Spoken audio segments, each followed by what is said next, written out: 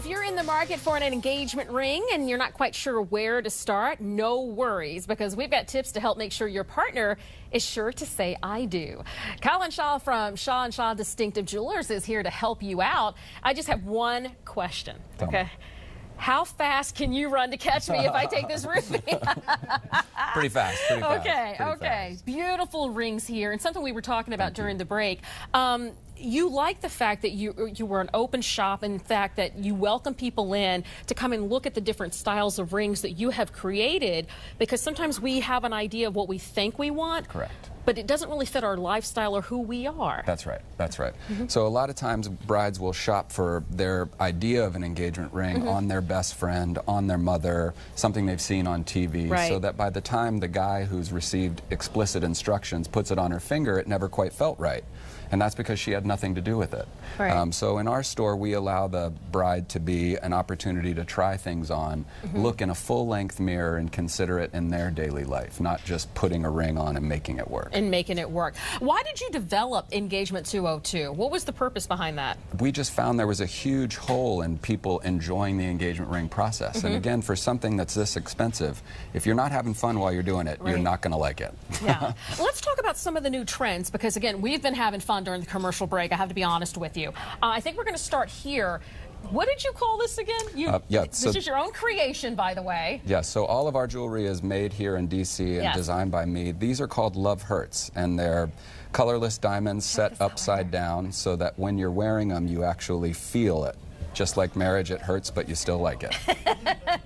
It depends on who you ask. That's right, that's right. You also have different rings here. I love the stackables. Now, is that something that we're seeing more of? Is that becoming more of a trend? Or what is the significance of the snackables, of the stackable rings? Yes, so again, most brides today want to somehow personalize their selection, even if they have what is, maybe a pretty traditional ring. Okay. So they might choose a really delicate pear shape, but stack it with a chunky black gold ring. All right, hold that up there so we can get that. Pear shape with a chunky black gold ring. Yeah. Black gold, I've never heard of that before. Yeah, so this is 18 karat white gold with a black treatment on it. And you can see how much more of a punch it gets when you have a big stack. That is quite the punch. That's right. So is that part of the new style, the new trend that we're seeing with Absolutely. rings? Mixing metals, adding just stacking bands. A lot of brides these days don't want a traditional wedding band because their life is too active. Okay. So we'll do larger diamond engagement bands. This ring is heavy. Now tell me about this ring again. This is a solid platinum antique rose-cut diamond ring. Rose-cut diamond. What makes it so heavy? It's handmade. So again, it's the process. It's solid metal. It's not a casting. Wow. It is absolutely beautiful. One of my favorites here is the ruby, because that's my birthstone. Nice. Yes. Now tell me a little bit about this ruby. Yeah, so another trend we're noticing is some brides are going away from traditional diamonds and choosing a colored stone, because again, in something like this ruby, this is a really rare pigeon's blood Madagascar ruby. Madagascar. And this is going to be, you're going to be the only kid on the block with this.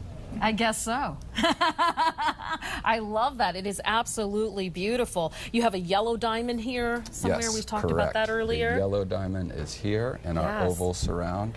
And talk about the clarity of the diamonds that you brought with you today. So we have sort of our own house standard. All of our stones are VS clarity and H color or above, unless they're fancy color like this one. This one happens to be almost internally flawless and a fancy light yellow. Kind of like the person it's wearing it. That's right. That's right. Flawless. That's right. And absolutely beautiful. Thank you. So what is the history here? You said you're fourth generation. You bought the store from your father. That's right. We are downtown right above Farragut North. My family started selling jewelry in 1929. My great-grandfather, and now I'm the fourth generation. And what made you decide that you wanted to get into jewelry? I ran as fast as I could, frankly, but I couldn't outrun it. No, it's just beautiful. It's such an amazing industry because it combines aspects of art and craftsmanship with just hunting the most rare and beautiful pieces we can find. Where does the inspiration come? Like you said, this is something that we don't often see, the upside down, the inside out diamond here, where the pointy is on the outside, like you said, love hurts. Right. Where did that come from?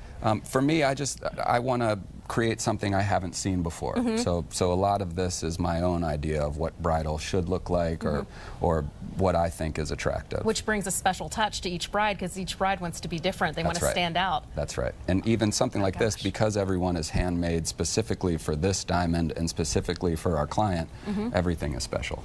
Now, real quick, because we do have Mother's Day that's coming up, you said a lot of the stackables are a favorite for like Mom's Day or anniversaries and such, correct? That's right, because again, you're basically just telling her that you'd marry her all over again, adding another wedding band to the stack. And this time you can get a little more creative and maybe add rose gold or add a platinum if she has a gold.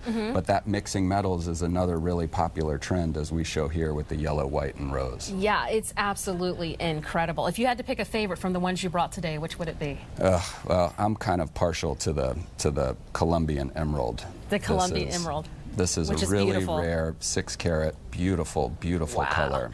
But real quick, before we go, I know Courtney just told us to wrap, but before we go, we have to show this because Meghan Markle just had her baby boy, and this is very similar to what she wore the night of her wedding when she went out to party afterwards. That's right. This is the turquoise, right? That's it. This is an aquamarine. Aquamarine. Yeah. There you go.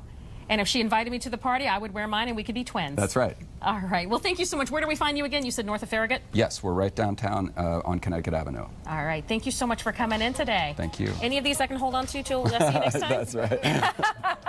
So we get Jessup's credit card. There we go. Stay with us. More of Let's Talk Live coming up after the break.